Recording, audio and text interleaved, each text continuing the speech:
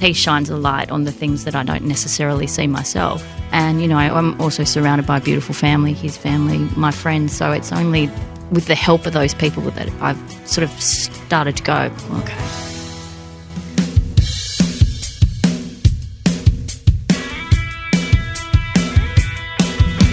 Hello and welcome to Separate Bathrooms. We would like to acknowledge the Gadigal People of the Eora Nation, the traditional custodians of this land, and pay our respects to the elders, both past and present. Hello, Dad. Hey, Dad. How are you? Pretty trendy. Pretty trendy. We just gave ourselves nicknames, or you just gave me one. Dad. Dad. Wow, Dad, eat Dad. Dad, you Dad. Who's the dad? Dad, you Dad. Our Dad. Hey, Jodie Oddy. Yes. Is a radio host, journalist, MC, and most importantly, a mum to 4 girls. She lives in Radelaide. She's currently co-hosting Nova's 919's breakfast show, Jodie and Hazy. She also works as a journalist, and Jodie is known for her honesty, her outgoing nature, and charitable work as an ambassador to multiple charities. She's really passionate about mentoring and empowering women and supporting others juggling the pressures of work and parenting. Her husband's Greg Oddy's best known in Australia for his ice hockey skills. He captained Australia for 3 seasons. He won 3 gold medals and 4 Goodall Cups. That's basically the premiership of Australian ice hockey. He also has the record for most points of all time, 615. He's basically the Tony Lockett of Aussie ice hockey. Yes. And he's a highly successful salesperson today. Let's bring them into the bathroom. Jodie and Greg Oddy. Jodie and Greg, welcome to the bathroom. Your bathroom looks very schmicko. Thank you. Do you like it? Yeah. I mean, there's a lot of small children that come in and out of this bathroom and dump all their clothes, which I'm sure you'd be aware of over the years. But, we do our best to keep it tidy. Greg's going, Thank you so much for having us, guys. Oh, it's such a pleasure to have you both. We're excited to talk to you. Thank you. It's good to be here. I do have a funny story about how this all came about, because I was sitting in my other job. I work in the 10 newsroom, and randomly the other day, Elle, Dolly came up, and we started talking about Dolly, and more specifically... Dolly the sheep? No, Dolly the magazine, and more specifically Dolly Doctor. Yes. And some of just the really obscene questions that people would write in. This is probably a bit before your time, Greg. Yeah. But anyway, for us teenagers, it was the go-to Bible. Absolutely. And it would be people writing and going, oh, I like to kiss my cousin on occasions. Is this normal? It was so full on. No, not normal. And anyway. It is for some. Depends where you live geographically, I guess. Yeah. And so then the conversation turned to you, Ali, and I was like, and then you'd see, Alison Brahe on the cover, and it would absolutely decimate all my self-esteem because she was unbelievably beautiful, this girl. And they're like, and they didn't know who you are. So then we started Googling you. Later that day, I got an email saying, would you like to be on the podcast with you two? How bizarre is that? Of all the days, of all the universal magic that brought us together. That's so cool. It's also that we've mic'd it, your studio or wherever you are, and it's the Autobots. It's running, it's like Alexa. Yeah, there was an we're alarm listening. that went off. They're talking about me. Let's get them on the pod. Because to be honest, I would have only Googled you once in, 20-odd years. Yeah, so for it to happen on that day is bizarre. That is bizarre. I love it. So just to clarify, this is a podcast about my ice hockey career, is that right? No, it's not about your ice hockey career. Yeah, well, it could be. That's the brief that Jodie gave me. Well, that's how she got you here. We'll talk the whole thing about you. And now she's talking relationships and stuff like that. Yeah, he's all very confused. He's like, me talk ice hockey, that's fine. Yeah. Just not relationships. Yeah, but we are going to be talking about your relationship to ice hockey, Greg. Yes. Interesting. There you go. And That's Jodie. easy. Easy. Yeah, so listen, how does an ice hockey player meet a radio host journalist, person? How did you guys actually meet? Do you want to fill this one? You start and I'll fill in the gaps. Okay. I started working at another radio station, 15, 16 years ago now. And I really remember, when they talk about the moments where you sort of meet your soulmate or whoever your person is. And I remember being in the foyer in the first couple of weeks and 2 blonde guys walked out and I was just immediately drawn to Greg. When you meet Greg, he has this lovely aura about him and he has really kind, soulful eyes. Anyway, that was the first thing that struck me when I saw him. And so I asked my co-host at the time, I said, who's the blonde guy from upstairs? And he said, oh, don't worry about him. He's getting married in a couple of weeks. And I was really like flat. I was like, oh, I thought, because I'd just come out, I hadn't come out of a divorce, but I'd been divorced. And so I was sort of actively, looking for someone to spend my life with. Yeah. And then as it turns out, he'd got him mixed up with his best friend. So he in fact wasn't getting married. He was just going to the wedding and he was very much single. And so we joined all the dots at the work Christmas party that year and away we went. Oh, that's exciting when you would have realised that. And how about for you, Greg? When did you notice Jodie? Probably when she slid into my DMs. Oh, come on. Come on. You asked, Facebook requested me first. Well, no, like I just started in radio, so in sales, was a little bit fresh. So my main focus was, learning how to sell radio, not getting married, or, settling down with the radio breakfast talent. Yep. But no, I remember Jodie did send me a friend request on Facebook, and then next thing you know, I'm in Bali and we're getting married. Yeah. It kind of happened really quick. But, It's all a blur. I think it happened pretty quick, probably within the first couple of months of you starting there. Yeah, we were really secretive about it though, because as Greg liked to say, you don't fish off the company jetty. Yeah, because right. if it didn't work out, then it would have been a bit mortifying for everyone involved and embarrassing. So, But luckily you were pretty confident it was going to work out. Yeah. You've been divorced, learnt from your mistakes. burnt my first batch of scones. So yeah, you're pretty confident. But I think, it was a bit of a secret for the first probably 6 months. Yeah, I would say. yeah, we kept it really quiet. By secret. And how long probably, ago was this? How long have we been together? end of 2007. Oh, okay. So you were still playing. You were still playing hockey.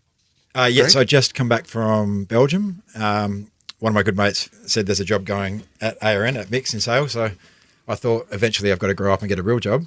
And so started there. And I think I started about a week before you were there.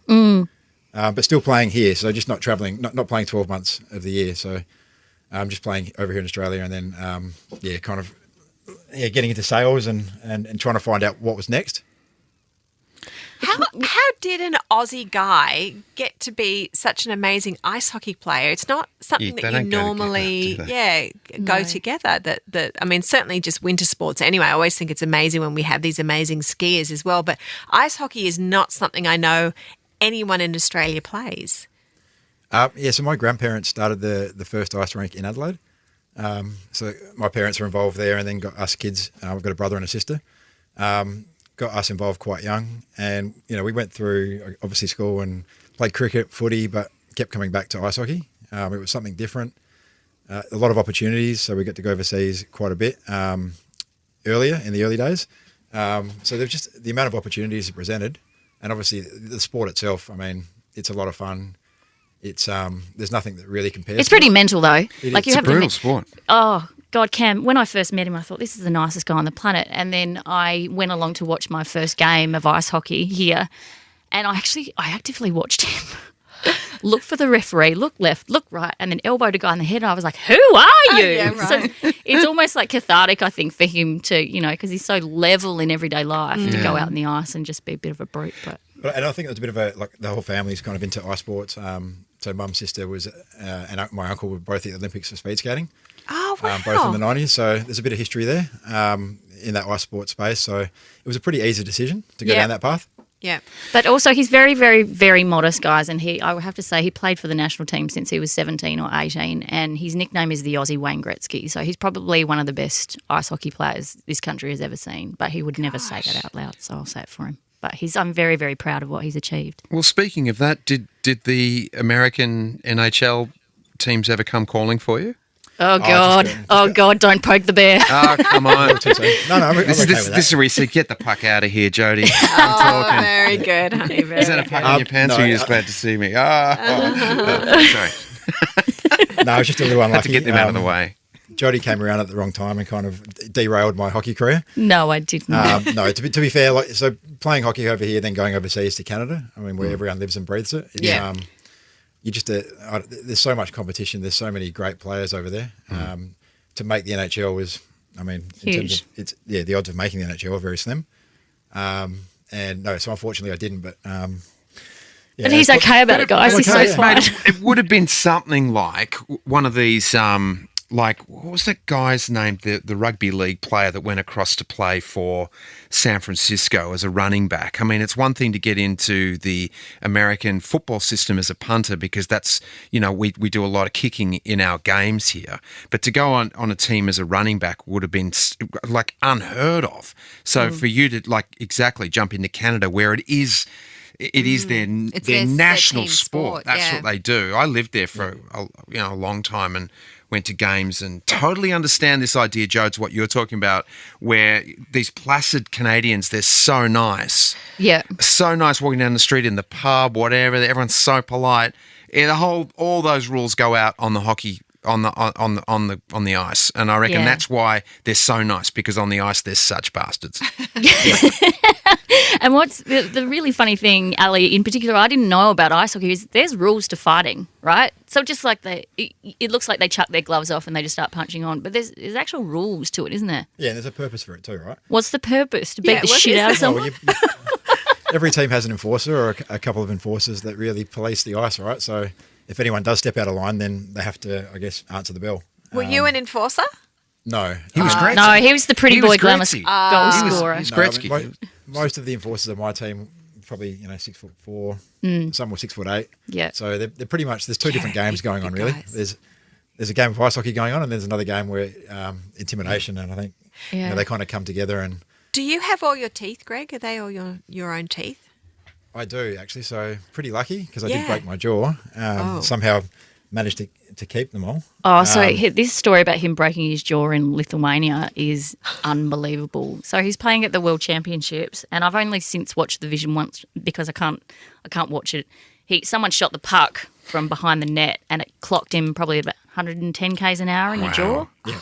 And he just went down on the ice like face first, and then there was blood all over the ice. Anyway, they took him off in an ambulance. It's quite the experience in Lithuania. Have you guys been in an No, ambulance? can't in say I Lithuania? have. No. Never been hit by a puck in the jaw either. Yep. No, No, so you've got the you're so lucky.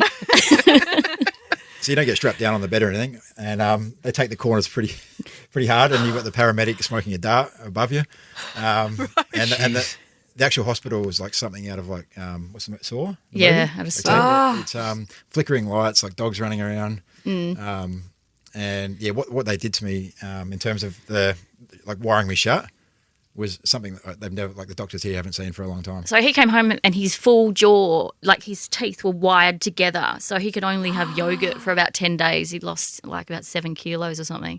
And then we went to an orthodontist back here, and he was like, mate, What have they done? where were you? Like, we Yeah. haven't done that in this country for 30 years. They had wired him shut without pliers. So if he had vomited in his mouth or whatever. Yeah, so I sat in a hotel room for a couple of weeks while Yeah. they sent a nurse over for the insurance purposes to fly me back, and yeah, no wire cutters. So that was Oh my if I could go back in time, I probably would have asked for a pair of wire cutters. No, you couldn't because your jaw was wired shut, mate. Well, I could have written it down.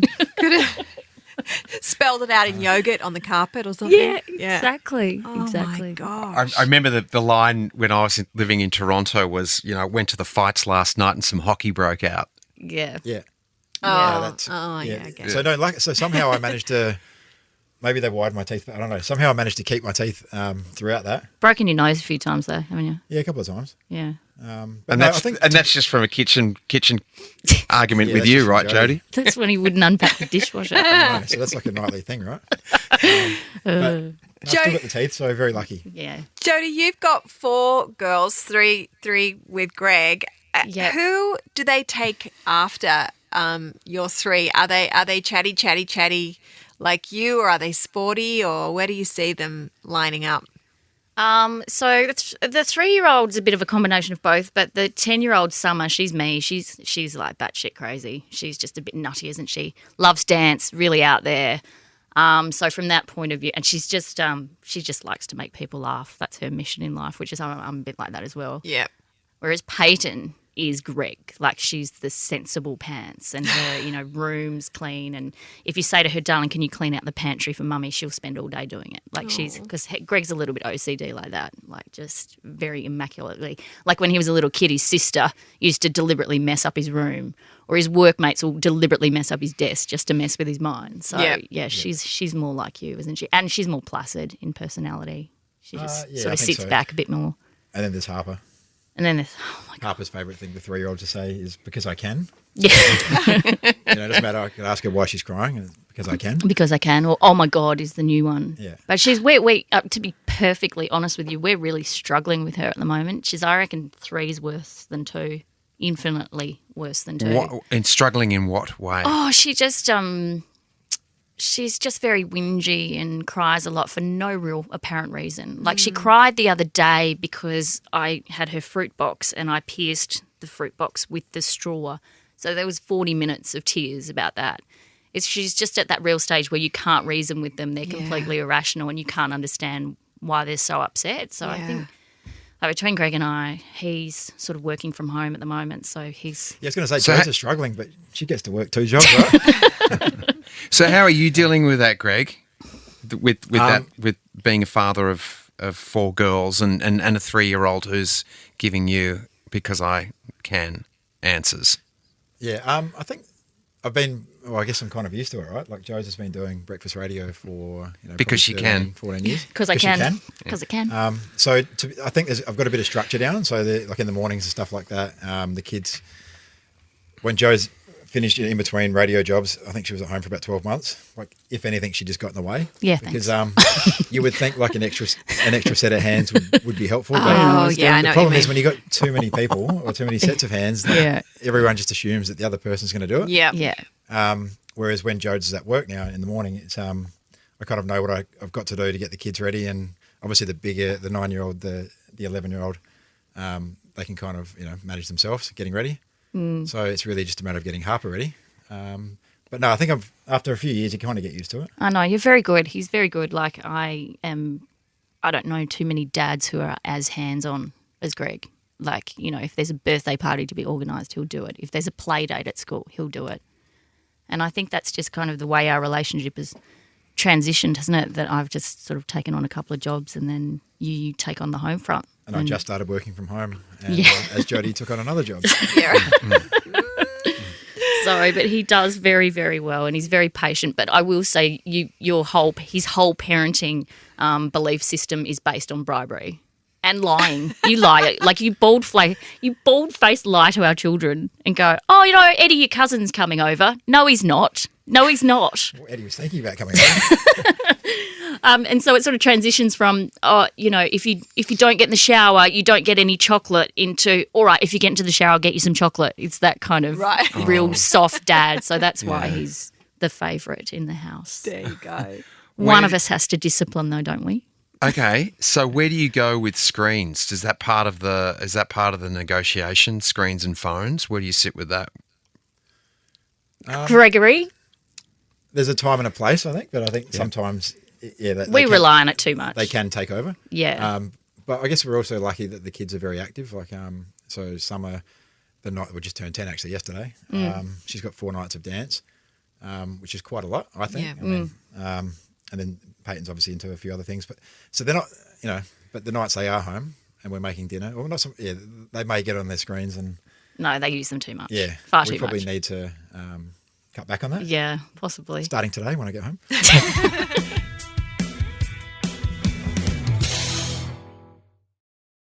I did want to ask you about this, Jodie, because this is something that I think is, speaking of screens, you were quoted as saying specifically about trolling, the media can be a tricky landscape these days for women in particular, and there's a lot of trolling, and trying to deal with that can be a challenge. I mean, there's multiple questions. I mean, how do you teach your kids about online trolling? How have you dealt with trolling, and how do you advise other women about trolling? Yeah, I don't deal with it very well. Do I? No, you're horrible. No, I'm really bad. I'm reticent to say that publicly because I don't want to poke the bear. Yeah. And have that be an open invitation. But I it probably nearly ended my career, to be honest with you, because when I started, there wasn't a thing. Yeah. There wasn't online trolling. There wasn't a video posted every single day that you go to work, and there wasn't judgment of every single bloody word that came out of my mouth. And Yes. so when it did start to turn, and I had a very, very public meltdown, and there was an incident that I don't necessarily need to go into, but that was hard. That was hard. I left mixed. Everyone had some sort of opinion on that, and whether I was good, shit, bad, indifferent, good mother, bad mother. I've just had the full gamut of it. And it's gotten to the point where I can't read it because I know what it does to my head and my heart. Yep. I know what my head and my heart can handle, and it's not that. Yep. It's because I'm a bit of an empath, and I like to see the best in people. So when that's not reciprocated and returned my way, I get really sensitive about it. So, yeah. So I try not – my general rule is not to read it, but every now and then it's impossible. You stumble across a few comments. Absolutely. I completely understand you. And, someone else can tell you, it's just you don't know. The person's water off a duck's back. I can't do it. It hits me the same way. I feel ill. It goes around my brain for days and days and days. And it's like, logically, of course, I should let it slide, but it really affects me as well, to the point where sometimes I've just got to really get off all social media if I get one of those nasty comments, and I'm like, I'm not going back on. I don't want to go back on. I'm shutting everything down. I just want to I want to go into a hole with it. Oh, I'm so relieved to hear you say that, because it's a real visceral reaction for me too. When I read something, I'm like, how can someone be so awful about me when they've never met me, they've never met my husband, they've never met my children? Yeah. Like, how can you? If you're not wired like that, it's very difficult to understand how other people can be. And I guess, logically in your mind, Elle, you can know that person's unhappy. Yeah. And that person is spewing vile because they hate their own lives and they're miserable, right? That's the only reason I can garner that someone would jump behind a keyboard and start abusing a complete stranger. Yep. That's the only thing I can come down to. But, even that knowledge that person is unhappy and this is not about me, this is about how they feel about themselves, isn't enough to compensate for that real emotional reaction I have. Does that make sense? Absolutely. So with you on that. Where are you at with it, Greg? Sometimes I just wish she would delete social media altogether. But I mean, there's other reasons why we use it. Well, I have to use it for work. That's the thing. Yeah. But then at the same time, 98% of it is really positive, right? But there's just a couple of times when I feel like radio, like Adelaide radio, it's pretty savage. Like in terms of, I don't know if it's like that interstate, but people are really interested in Adelaide radio, especially Adelaide radio, breakfast radio right now. So it seems like if you're a footy player or you work in radio, you'll cop it. You will cop it. Wow. You're in the headlights, aren't you? You are, yeah. And he's really good at bringing me down and just going, why? I don't know. What do you say? What do you say, Greg, to Jodie? Well, she doesn't really, like most of the time, she'll tell me she hasn't read it, but I could tell she's read it. Because you shouldn't, really but you do it anyway and you're like, oh, why did I read why that? did I do it? Yeah. I mean, and there was like, I find it really hard when my family becomes involved too, and it just makes me never want to talk about them ever on the radio. Yeah. Because that's throw whatever shit you want my way, like whatever.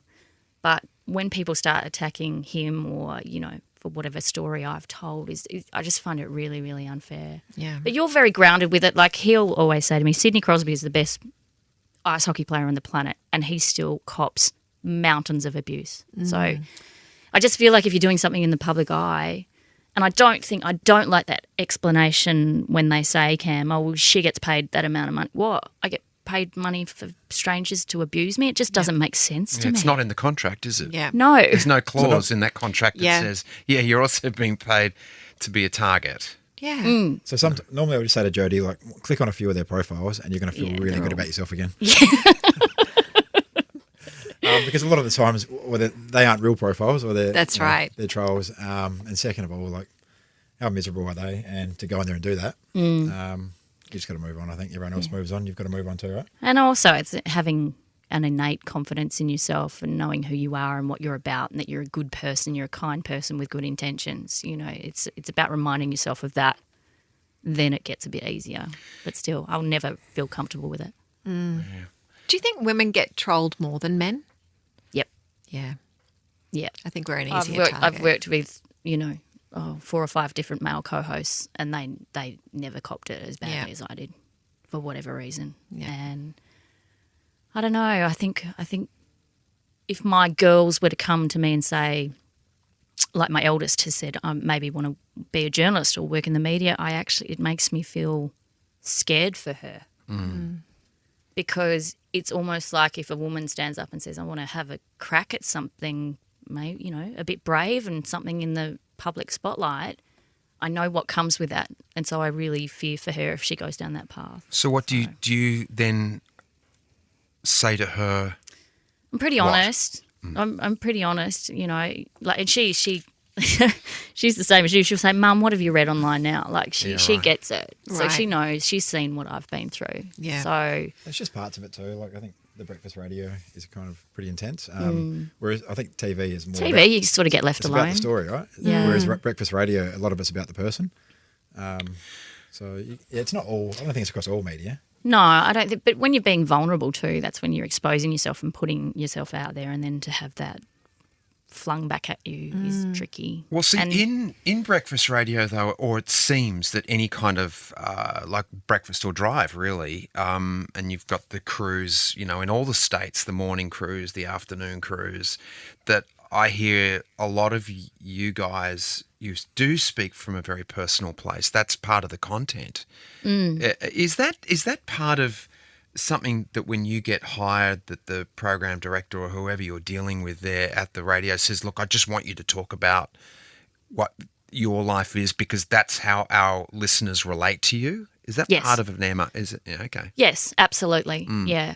And, you've worked in radio long enough to know that to be the case, that they want you to be relatable. They want, Sharon from Glenelg North to be able to feel like they can relate to what you're saying and the stories that you're telling and about your family. But there's sort of a limit on that I feel like you have to cap it to a degree, otherwise you can't share everything. But I think that's the only reason I've had even a remote modicum of success in radio is because I don't really know how to be anything other than me. I don't really know how to play games or manipulate or put on a facade or any of that. I'm just a bit what you see is what you get. Would you agree with that? Yeah, it's pretty consistent when you're at home too, right? Yeah. I don't know what to read into that. I think it goes, you can't be pregnant in one room and not in another. No, Yeah. no. And Cam, I've been pregnant a lot, so I can honestly subscribe to that. You've got a quote about self-criticism, and I think this goes with, it certainly follows what we're talking about here. Your quote, Jodie, silencing your own inner voice when you are being your hardest critic or your harshest critic can be challenging. So no matter what anyone's saying about you, you're being more harsh on yourself. Oh, there's nothing anyone on this planet there's nothing anyone could say to me that I haven't said in my own head. You know what I mean? Yep. There's not. If I was as nasty to other people as I am to myself in my own head, jeepers, I wouldn't be very popular. And it's always been that for me. I've always had a struggle. My mum's always said it to me, you've never really liked yourself for whatever reason. And I've gotten better over the journey, particularly with the help of this one. Yeah. Because he shines a light on the things that I don't necessarily see myself. And, I'm also surrounded by a beautiful family, his family, my friends. So it's only with the help of those people that I've sort of started to go, okay, maybe I'm not as awful as I think I am. So how do you That breaks silence? my heart to hear that. Yeah. It's so hard to hear because I get it, and it's hard. It's a hard place to Are be you in. wired that way, Al? Oh God, yeah. Absolutely. But I tell you, menopause has actually helped me with my inner voice. I had to change. Yeah, because I was going through so much physically and emotionally and mentally through hormone and upheavals. I just was like, oh man, if I don't do something about that voice in my head that was so loud and so mean, I don't know where I'm going to go. So I just started doing really small small things. The first thing I started doing was just stop saying anything mean about myself out loud. That was my first goal. Don't say it out loud. Yeah. And then I started thinking about what's something that I like. Find one thing that you like about yourself, and it was my feet, because I really like my feet. Good feet. My feet. Good feet. Yeah. So, I can say you've got great hair. You've got awesome some hair. days. So yeah, I just focused on my feet for a bit, and every time I went to say something awful, I'd be like, "Yeah, what about your feet? Your feet are great. Look at your feet. Yeah. Your feet are really cute." And so yeah, it was Have a little they bit got my their little bit. OnlyFans account? No, but I you know what, Greg? It's a bloody good It's a I could earn some money podiatry from my Really? feet. Income on the side. account. There you go. Yeah, but wait till my feet get trolled, and then I'll be like, No! I hate my feet. God damn you. Oh, Yeah, it's a hard one. It's a hard one. And I don't know, again, is that a woman thing more than a man thing? I mean, what about you, Greg? Did you ever have self-criticism inside of your head, or did professional sport, like, beat that out of you? I don't think so. No. Like, I'm pretty relaxed, I think. I mean, He's Jodes would say. oh my God, he's the pretty most relaxed. chilled out person on the planet. So a lot of my time and energy is invested in like making sure Jodie's okay, really, because she is a bit in the spotlight. Yeah. And has these, thoughts and stuff like that. So it's really just reinforcing all the good stuff that Jodie's doing, and like she said, she's getting a lot better at it. Just putting different steps in place. But no, I think anyone that's met me, I think, would say probably pretty relaxed. So Yeah, yeah. on that side of things. And also, without going into it too much, I have been prone to numb those voices with different vices that isn't great, and it's not the way to handle it, but it's the only way I've ever handled it. So I guess that can prove challenging also for Greg as well at times, and it's just easier just to shut those voices out than to deal with them sometimes. Yeah. I think playing sport too, you kind of get good at moving on with you things. So Right. certain things, whether it's a loss or whether it's a bad game, you kind of need to move on onto the next thing. So that's where Jode's probably you hang around a bit longer after a loss. I love that. I love that analogy, Yeah, because makes it's like, just because if you wallow in it, you wallow in it, and you can go down that Alice in Wonderland wormhole. But if you actually, we got another one tomorrow, or another gig tomorrow, we're going to play it again. We're going to do another show, like doing live theatre or whatever. You it's never a perfect show. Yeah. So you just go, okay, what did I? Oh yeah, I messed that bit up. I've got a show. I've got a matinee tomorrow. I'm going to plug that hole tomorrow. You're moving on. I think it's a great analogy. Yeah, because if you don't move on, everyone else moves on, right? You kind of get left behind. So Yeah. and then the things you're worried about or thinking about, no one else really cares about. So Yeah. you've just got to move on. I think push forward. when things got pretty dark for me, one of the best piece of advice that I got from one of the many professionals that I've seen was you can either keep spiralling or you can choose to touch the bottom of the pool and push back up and go again. So I sort of hold on to that a bit. Did that play havoc with your relationship, that inner critic, and either numbing the voices or however you were not dealing with it? Did that cause some conflict? Yeah, it does. And, correct me if I'm wrong, continues to sometimes when I don't cope with things as well as I should. It can cause enormous conflict. And it's a bit of a shame cycle for me too, because if I'm having a hard time and I don't deal with it well, and then I see the impact that it can have on Greg or the kids, and then it sort of reinforces that voice that, oh God, you're not a very good person. And it's like a shame, that Brene Brown shame cycle that you just go round and round and round. Yeah. So, you just got to try your best to break it. Yeah. Bring in the But empathy. it has been. I'm interested in your response to this. It has been hard on you at times, isn't it? Yeah, and I keep saying it's all about how you respond. Yeah. No, but it is. It's so yeah, just I guess doing the right things, and but I feel like you're getting much better and dealing with things, and which then obviously makes it easier on me and the kids, right? Yeah. Yeah. So sometimes if we're having an argument, I might get snappy at the kids, right? So the kids are the ones paying the price. Yeah. And that So, but I think overall, you're getting a lot better. At dealing with things and just moving on quicker. Yeah. And I think communication's pretty big. It's like he's gotten better at coming to me and not getting angry or whatever, and he'll just say what's going on. And that's, I think, when you are caught in that shame cycle, that's what you need. Like, what's happening? What sparked that? And silence. Love silence sometimes. No, I hate silence. I hate it. How do you guys deal with that sort of conflict? Do you talk it out, or do you give each other the silent treatment sometimes? I'm with you, Jodie. I cannot handle the silent treatment at all. And I find that very difficult. And so I have to, someone talk. Please, someone say something so we can actually put this thing to bed. You know? What about you, Elle? Yeah, well, I mean, it depends on how I've been triggered.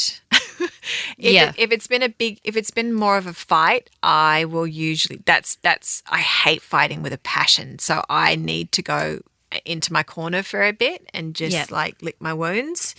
But if I know it's nothing to do with me, if I know that something's going on with Cam, but I know that we're good, then I'm like, let's sit down. What's going on? How do you feel? What's happening? So we do a lot of that. I mean, we're back in therapy again. We're doing couples therapy again, just to still work on a few things that are still in our marriage that need sorting out. So, we dive back in that every now and again when we need it. So, which has helped us enormously, mostly in the past. So, but yeah, it's sometimes that third person is the lifeline. Well, yeah, it's like a team. I mean, you're in a team. Not everything's always working in the team, so you go hit your coach up and go, all right, what can we do? And you get that perspective. That third wheel gives you that perspective. It's like, oh yeah, because sometimes it's hard to see the forest for the trees. Yeah. And why not? It's out there. You can get 10 free therapy sessions. Through Medicare. It's definitely out there, and it's so good to use. Yeah.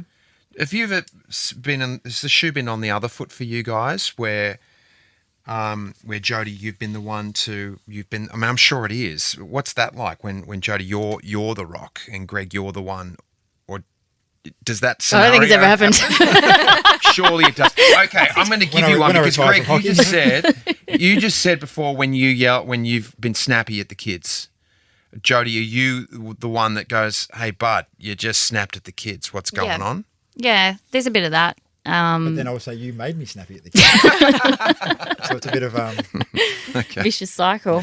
I'll pull him up if I'll say, you're being a bit of an asshole today. And normally that's enough to snap you out of it. I think you need that sometimes too. I think, like you keep mentioning the word team, and I think, no different. So when you're out of line, or you kind of, sometimes you just need someone to pull you back in line. Yeah. And again, it's the way you say it. And I think, most times you'll say the right things. Yeah.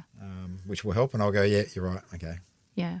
Hit the reset button and then. And I think too, when your common goal is the kids and their happiness, which for us it very much is, then it's sort of easier to come back from when it's like marriage is like a rubber band, right? Sometimes it's together and sometimes it's like that, and then other times you're both pulling apart. But eventually you just got to hope that you always come back together. That's the way I see it. Yeah. I like that. Yeah. He's going to use that, Jodie. I can see that. Sorry, Ellie. I'll use that one. Okay, come on. That and the word lean in. Lean in. Oh, my God. I can't lean in anymore. I'm going to fall over. That's when I stand in the way and hold her up. Oh, dear. Yeah, it's a challenge.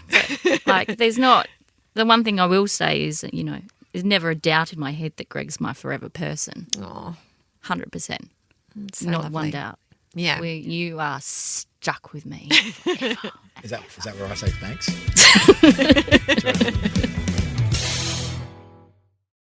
Greg, going back to your career with your ice hockey, we've spoken to a few professional sports people, and there was often the challenge of coming out of that and not having the strictness of it, or the routine of training, and has often really thrown people. Was that the case for you when you stopped playing professional ice hockey? Well, I was pretty lucky because with the Australian Hockey League, that was at the time when I retired, from playing overseas at 25, I think. So starting a new career in sales, but I also was able to play here in Australia.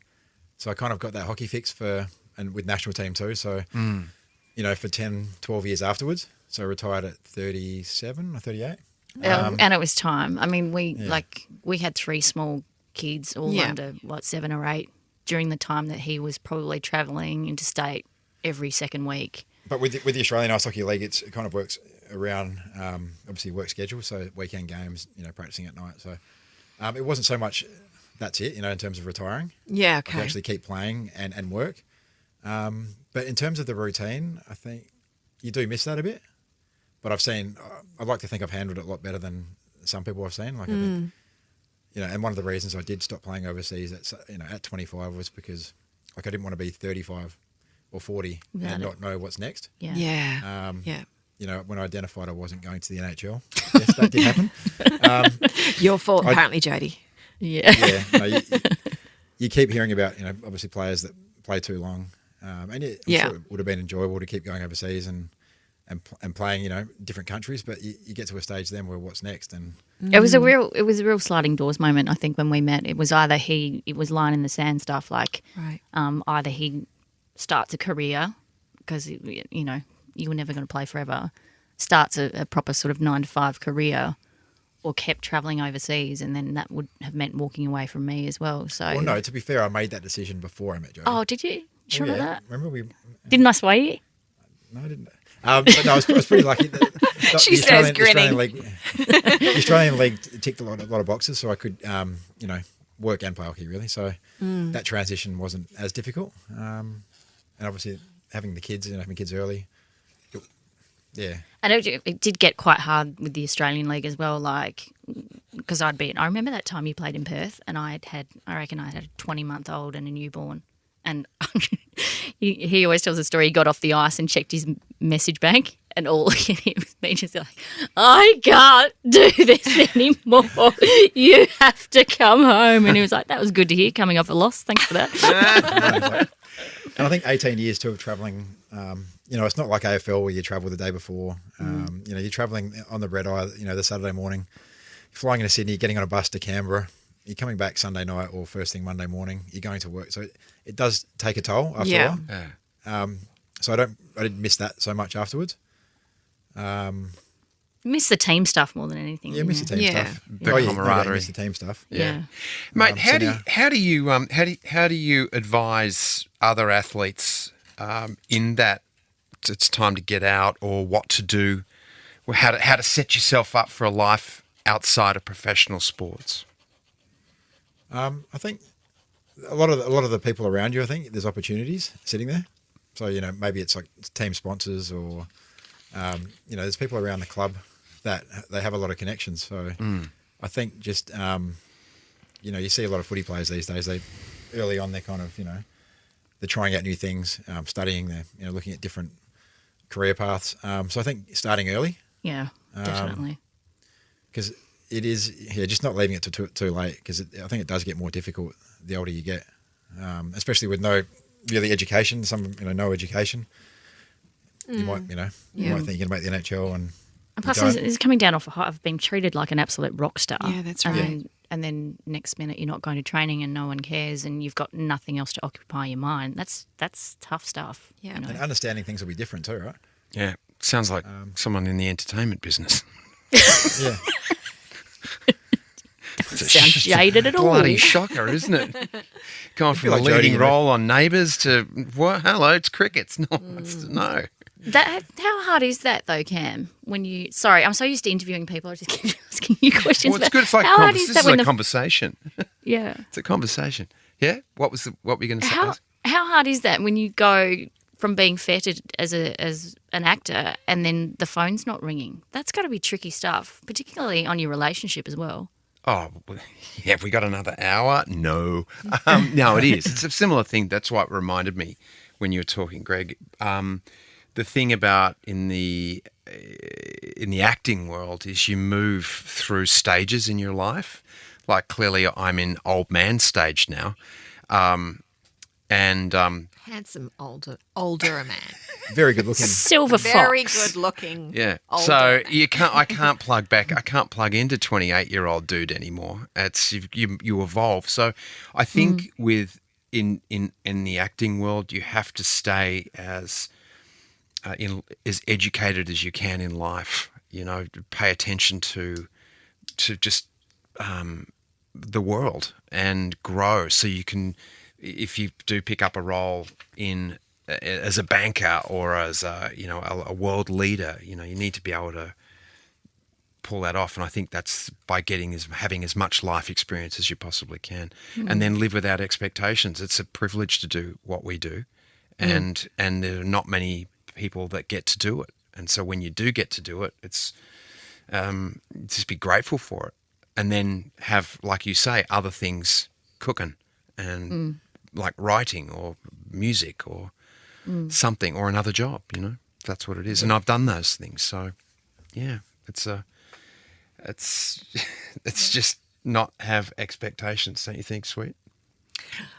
I mean, yeah, though. I mean, I'm not mean to pull the rug out from under you. You have struggled hugely for years. I mean, what do you mean? What is struggle? What are you talking about?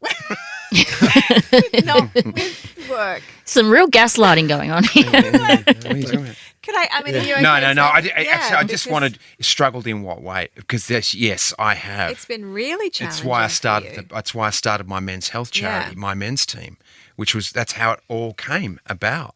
Because I was struggling, I didn't know where to turn. I had no one to talk to that really understood what I was going through. So it's incredible. You can, and as you were talking about before, with people making comments about you publicly, it's like you read that stuff, and I would take it very personally, and then just be like, oh my God, and I'd watch other people whose careers, I mean, if you're going to put it on a ladder, I was sort of up the top, and I'm seeing people coming up below me, and they go past me, and I'd be like, well, hang on a second, that was my role. I was next in line. Unfortunately, the employers didn't know that I was next in line in my brain. That's the hard thing about acting, isn't it? You can just go from the heights of heights, then all of a sudden no one wants you the next day, but no one can actually almost explain it. Like you were just wrong for the role, and it's and it's the other thing too to throw into the mix when all that's happening and you miss out on a role that you want or a job that you want is that without both our industries,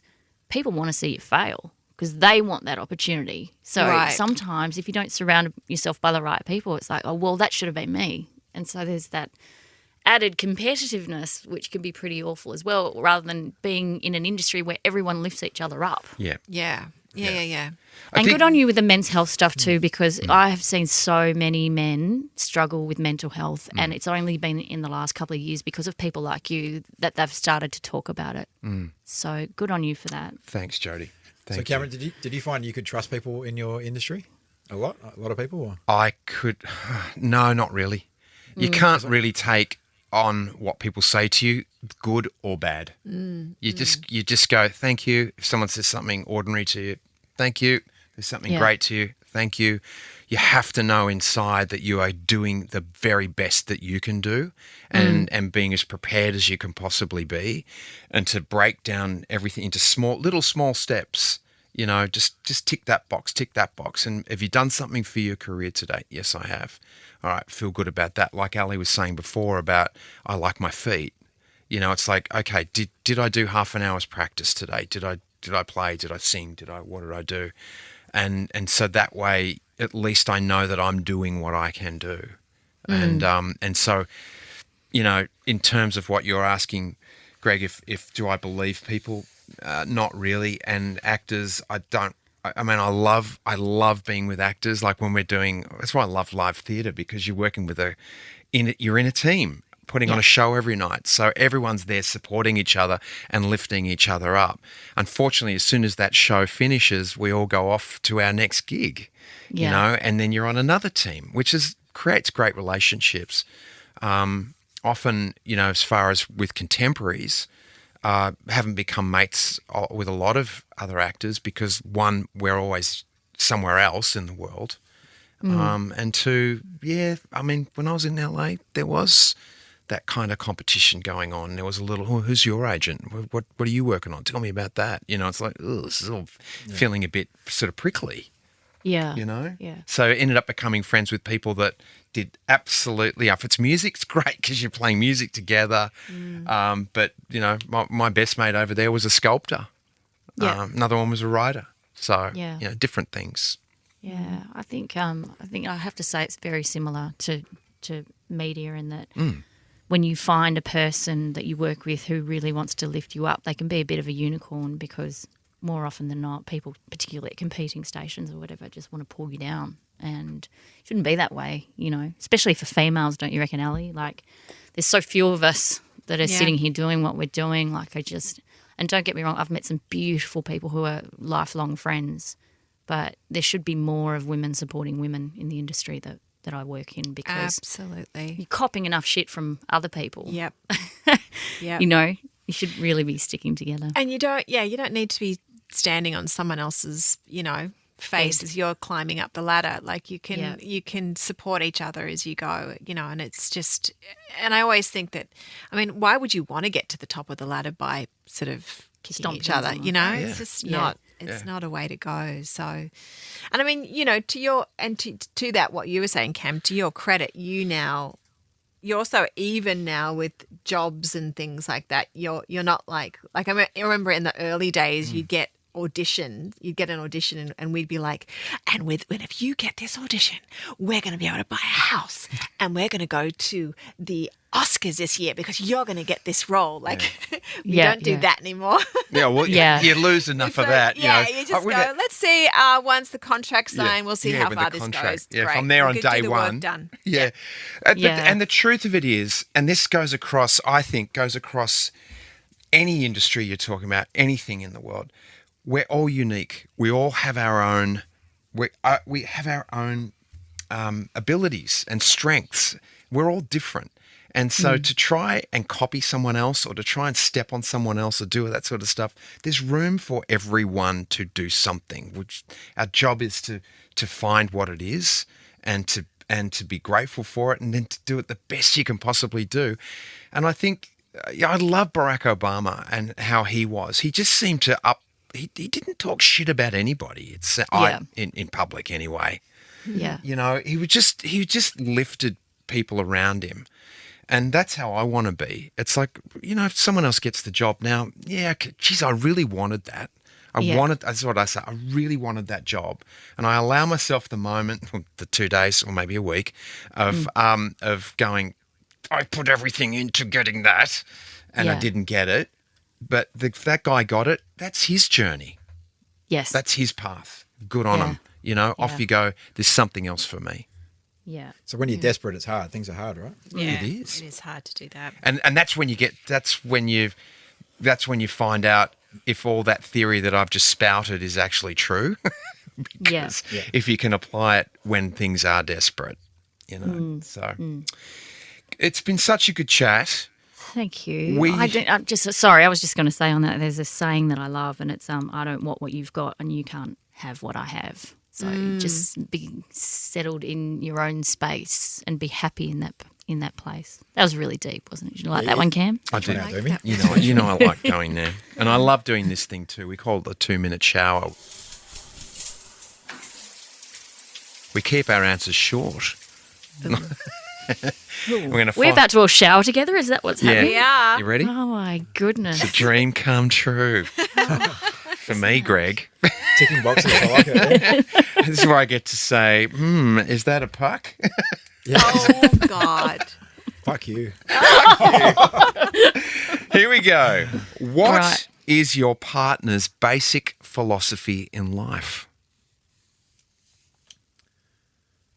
It's all about how you respond. Yeah. I heard that. pretty much I heard that already. I like that. Yeah. Yeah. I'm sorry. I'm sorry? Jodie's, I think he's Jodie saying says, I'm always sorry. apologising. Right. Yeah. Okay. What is my philosophy? Your philosophy is, it's a tough one. I think it's just trust it. Trust that we're on the right path. Okay. I think that's I wouldn't have said that. But that's what would you have said then if you were I me? would have said my philosophy is when you walk into a room, you need to make it brighter and you need to lift people up. That's my. Okay, well, I'll just do that then, okay? Right. We'll edit it out and then say come it in. again. It's all right. Or do you want him to say it? You can No, say it. no. You've said it. All good. Right. Okay, my husband wrote this question. Ice hockey or footy? Ice hockey. Yeah, every day of the week. Yeah, there you go. We knew that Yeah. one. I Yeah, guess. I lose him during NHL season. Yeah, but what about you, Jodes? Are you ice hockey or footy? I do. I actually really enjoy watching ice hockey, but I love AFL. I love footy. I'm a footy head. Just a yes or ice hockey or footy? Footy. Sorry. Thank you. Okay. So is mate. How good's footy? How good's footy? Your turn. Huh? Oh, it's me. What do you miss when you're not together? Laughing. What do I miss? Watching TV, watching movies, watching Netflix, Yeah. hanging out together, having dinner together, glass of wine. Yeah. The children, maybe. Well, technically the children, they could be with me or you. He likes to duck off once a week and play golf down Oh. at the south coast down here. How good's that's golf? his 24 hours Yeah, just so that's going. my outlet from hockey, right? Yeah. What the world needs more of is. The world needs more Jodies. No, I think So cute. I love that. she's very caring, very compassionate, and very always wants to make sure that everyone's okay and around her and stuff like that. So I would say, the world more Jodies. Nice. Oh, that makes me cry. Sadly, they broke the mould. I'd say the world definitely needs more kindness. Yeah. Definitely.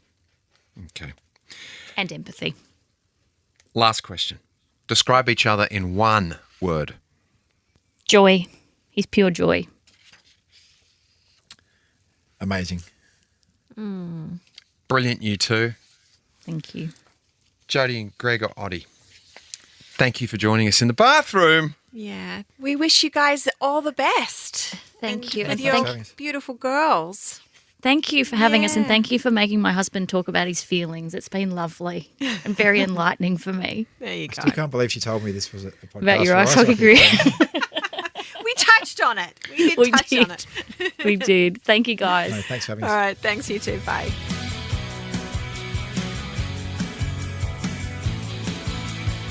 I met Jodie probably 10 years ago, Yeah. I and remember you. she was lovely. Just lovely. Yeah. And really open and vulnerable.